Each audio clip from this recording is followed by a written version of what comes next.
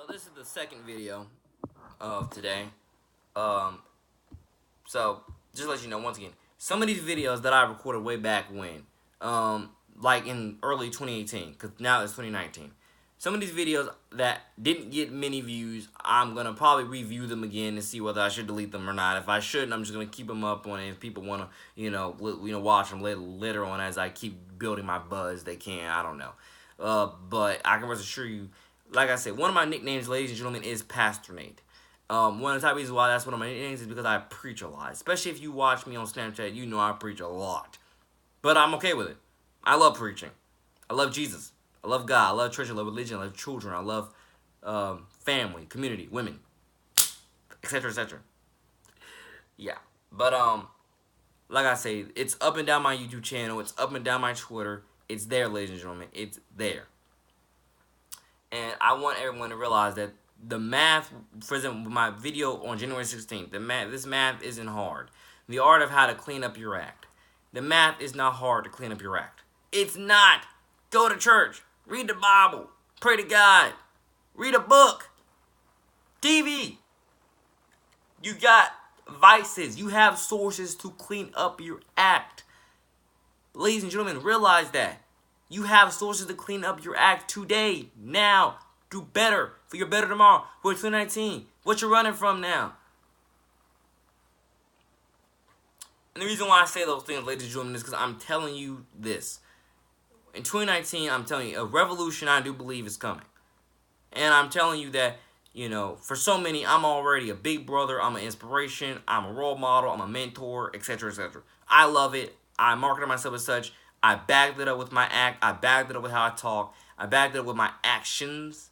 And I'm rest assured you that I'm just going to do more of that in 2019.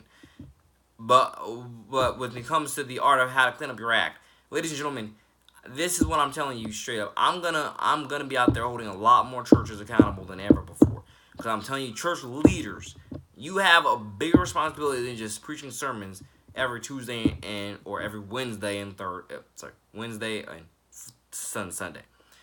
You have that responsibility to not just feed the homeless, but house some of these homeless. Tell me why some of these church leaders aren't housing some of these homeless. Please tell me that.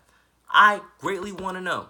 Why don't some of these church leaders house some of these homeless? Not just feed them, house them. Feed them, house them, clothe them. You get the point. Help them, give them a job within the church. Please tell me that. Please tell me that. Again, you cannot rely on politicians to keep saving you anymore. 2019, 2018, etc. Years have gone. Years are here. Years are in the future. You can't keep relying on politicians to help save you, particularly when you're in these low-income neighborhoods, high poverty, high this, high that. You can't keep relying on the politicians to help save you. I know I've been in some of these neighborhoods where they have churches on every single avenue, every single street. Please tell me if you have all these churches around your city, why people are not high in moral, high in character, high in discipline, high in, like I said before, rebuilding their house from the ground up, cleaning up their community. Why are they not high into these things, huh? Tell me that. Why are they not high into it? I'm telling you, church leaders, you have a bigger responsibility than just preaching. Part of your responsibility, if you were to ask me, going out there and preaching to the lowest common denominators. What that means is, with all the crime and corruption, it's evident that the people that need your sermons the most are not there on Sundays. Or not there on Wednesdays. They're not there. The people that need your sermons the most, they're not there. So what that means is, I hold you accountable to go out there and find where they are. Preach to them. Help devise a step-by-step plan for them. For their life. I've said before, under your own strength, a lot of people are not gonna seek help. They're not gonna. Under their own strength, a lot of people are not gonna seek the help they need, ladies and gentlemen. They're not. They're gonna stay in the same cycle of depression and poverty and whatever else terms you want to put there. Different types of depression, but you get the point I'm trying to make there. They're gonna stay in their struggle. They're gonna stay, in their poverty. They're gonna stay inside their own head. They're going to stay in their shell. They're going to stay in their misery.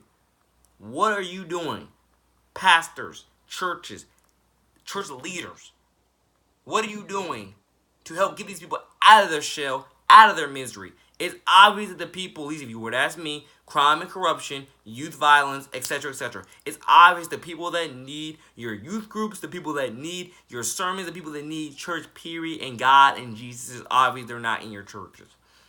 Or if they are in your churches, they're still not doing what they got to do. I hold you all more accountable than this. I just do. I believe in it. I love it. I'm very Jesus-oriented. Ladies and gentlemen, I hope you enjoyed that little 5-minute rant, because my biggest point to you, ladies and gentlemen, is that, better is to come. Better is more. We can do more. 2019 is a time for revolution, a cleanup, a movement. We can do more. We totally can do more. Okay. Like I said, I'm deleting some of these old videos on my YouTube channel. I'm continuously working on my YouTube channel. God bless all my young YouTubers out there. I definitely know some of you are active on YouTube. It's very blessing to see you on YouTube. Use your platform, wisely, constructively, beneficial. And just to let you know, like I said before, I'm going to be traveling around 2019, spreading this awareness, preaching. I'm going to be out there mentoring. I'm not staying put in one place like I've been doing for most of my life, if not all my life. I'm going to go out there independently. I'm going to help clean up this culture.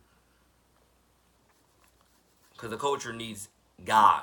It needs Jesus. It needs church. It needs Jesus.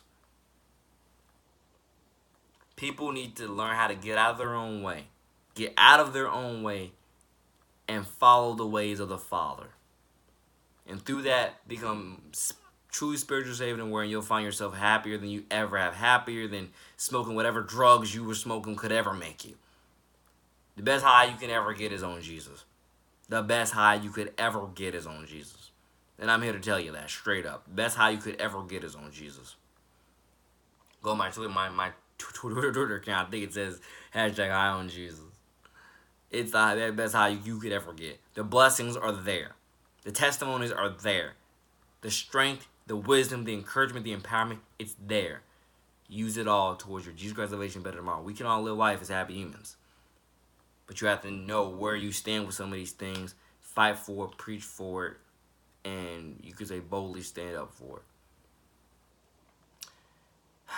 I think another top problem I kind of want to focus on, when it comes to the stigma of when you turn 18, you turn 19, moving out and officially becoming your own person, this is similar to when it comes to having children. Ladies and gentlemen, don't force yourself out of your parents' house quicker than what you need to. Don't. If you're not ready for this cold, dark, twisted world, don't force yourself out there quicker than what you need to. Because I would hate for this world to eat a lot of you alive. Because it will eat a lot of you alive. So, just like with having children, it may take an extra 5 or 10 years for you to be mentally, spiritually, physically ready. Do what you got to do. Take all the time you need to make sure you are right to raise your children. Bring children in the world and raise them according to the Father. Make sure you are right before you are all those things right, mentally, physically, spiritually, before you go out there and move out of your parents' house and you just think it's all dandy here and there. No, it's not. Because if somebody comes in your house, your apartment, does whatever they do, that's on you now. You can call the cops, you can do this, you can do that. It's all on your property, your name, etc. Ladies and gentlemen, it's not as simple as what a lot of us have been brainwashed to think. It's not. A lot of us have been so brainwashed that even with school. I do believe school can be a healthy, happy family foundation. But a lot of, and I mean not college, I mean elementary, middle, high school. It can be a healthy, happy family foundation, particularly within middle and high school. Because it seems to be those are the two stages of your life that a lot of people are completely just messing up with day in and day out. Ladies and gentlemen, you can do better today. You can do better now. Please start. I'm literally telling you this, that particularly with having a school home, it's almost like similar to what people say having a church home. I'm going to talk about school home. Ladies and gentlemen, school home is possible. It is real. It is something that you have to buy into. Something that your faculty and staff have to buy into. So then everybody has to buy into. Or if not everybody, good like 80% or 90% has to buy into. You have to, in order to make it a happy, healthy, constructive school home for everybody. I'm literally telling you this. It's not hard, but you have to be willing to make the sacrifices, make the right judgment calls, and move the right way in order for it all to happen.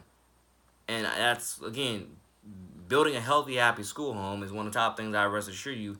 In 2019, I want to travel around and help other schools, other kids, other families build within their communities and their neighborhoods. Because I'm telling you, it's possible. You just have to want it. Excuse me. You just have to want it and make it happen. Draw up plans, make it happen. Change your attitude, make it happen. Go to church, make it happen. Read the Bible, make it happen. Pray to Jesus, make it happen. Become Jesus oriented, make it happen. Clean up your act, clean up your character. Clean up your act, fix your character, make it happen. It's possible. It's possible, ladies and gentlemen. It's very possible. Now, I don't know how many times within this new year you might see me on the news, because I rest assure you, through my travels, I'm going to be trying to search for some news cameras so I can give some powerful, inspirational messages to the world.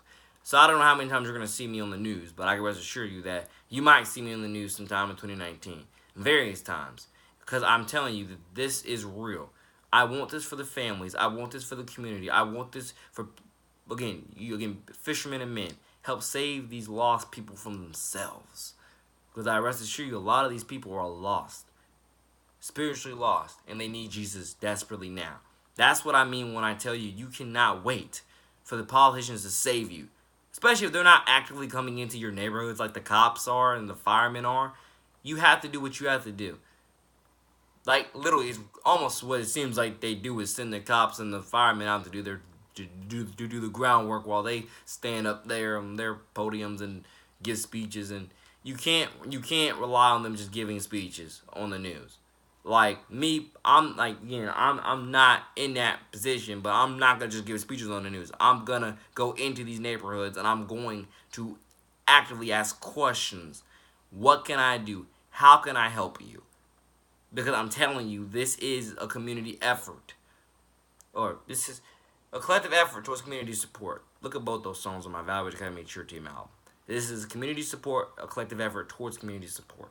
You got to do what you got to do. People have to learn how to love thy neighbor as thyself. I'm getting this stuff from the Bible. Why? I'm a very Jesus-oriented person. I believe so much in Jesus Christ's salvation. I believe in our rights and abilities to live life as a bunch of happy, healthy human beings.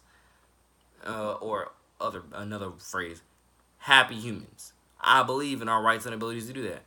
Other people have to start believing in their rights and abilities to do that. And the top ways you start believing in your rights and abilities to do that is start loving thy neighbor as thyself. Asking thy neighbor, what can I do to help you? Again, tear down some of these old fences and build up new ones. Mow these lawns. Fix your houses. Buy cleaner clothes. Ladies and gentlemen, the poverty, I'm telling you, one of the biggest things I'm trying to say about the poverty, you cannot keep waiting for all these politicians to save you. You have to want it as a community. You have to want it as an individual. Drop the battle plans to get it done. Execute and get it done. You can't keep waiting for the politicians to save you. You can't. It's obvious in many states, they're not going to save you. They're not going to. And that's why I'm going to hold so many church officials accountable. Because if you see the community is dying, if you see the community is going through all these vast problems, you cannot just sit there on churches or in churches on Sundays giving sermons when it's obviously the people who need your help are not in that church. You got to go out there and abroad and do your pastoring. You amazed how many churches are named Missionary Baptist, but I have no clue how much missionary work they actually do.